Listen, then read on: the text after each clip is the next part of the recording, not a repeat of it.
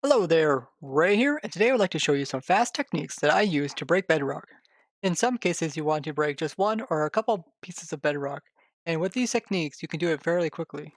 The first method here is something that you can use in single player or with just one player, and this is a way to easily break one or a couple pieces of bedrock. And what you normally do is place down a piston and put a dragon egg above it. And this is a technique that I have shown before, which is the ability to break bedrock by using a dragon egg and lazy processing chunks. I will link down in the description to my video that explains this technique in more detail if you want to learn more about it. Now, with this technique, you can even place a couple banners on the side and add some more dragon eggs to them if you want to break a couple bedrock on either side of it. Then back here we have Smokey's lazy processing chunk detector. If you want to learn more about that, I will also link that down in the description. And here it's an easy way to detect when the player has left this chunk and it turns into a lazy processing chunk, because the entity in this minecart will no longer be processed by the game, and therefore it pretty much doesn't exist. And then this pressure plate here, which is being activated by it, will stop pulsing. So then the power will be removed from this piston, allow the dragon egg to drop, and will break this bedrock. So as you can see, we'll just move away and the dragon egg will drop. So once you're far enough away, the dragon egg will drop, and then you can just come back again, and you will see that it has came and removed the bedrock and has placed the dragon egg. So this other technique that I use is really quick, but it uses two players. What I have is one player that will sit on a pressure plate, which will activate this piston, then we'll put a dragon egg above it. Then the next account will move away, and he will move out the render distance worth of the server. So if the server render distance is 10, you want to move away 10 chunks, pretty much. And if I go out, pretty much easy way to figure out how far to go out is just go out to that you don't see the dragon egg anymore and then move in again until you can see it. Now, with other account or a friend, you can go ahead and log out, and this will allow the piston to deactivate and drop the dragon egg. Now, if you come back, you can see that the bedrock was broken. This next technique is quite useful to get headless pistons. Now, I've shown in the past that you can use headless pistons to break bedrock, and I'll link that down in the description if you're curious how that works. Here we are going to make headless pistons with dragon eggs instead of using explosions.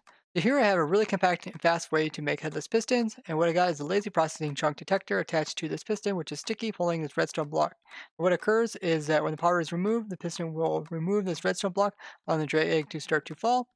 This piston that has a redstone block will pull the redstone block over here, which will power this redstone. So this piston will retract, and then it'll start to extend. And when it starts extending, it'll make a block 36 of a piston extension going that direction. And then the dragon egg will come down and destroy that.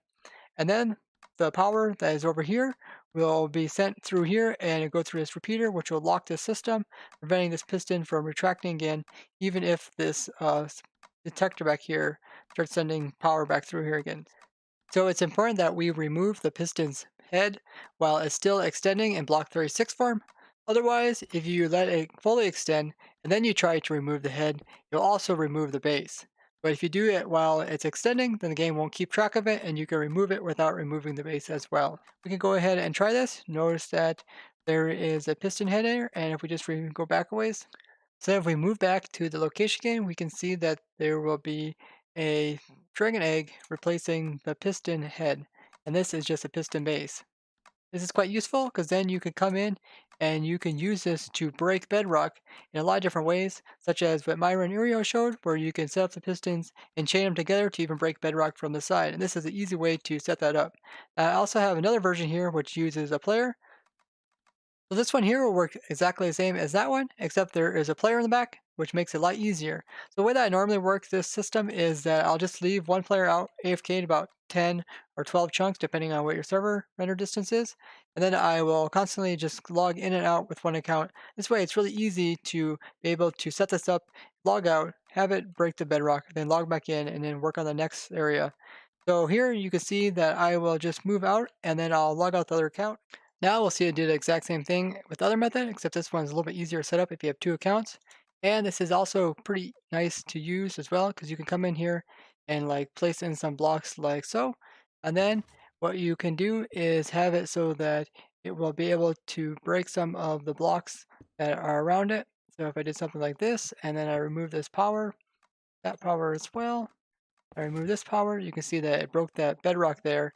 Now you can even use this setup to break pistons that are facing upward. So if we go ahead and move away, and then we move in again, we can see that this dragon egg came down here and broke the head off of the sticky piston. This is useful for breaking bedrock as well. If you would like to get more familiarized with these techniques, I will provide my world download in the description so you can come here and try them out.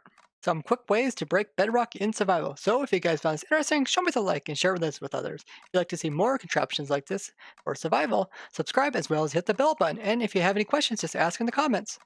Bye bye!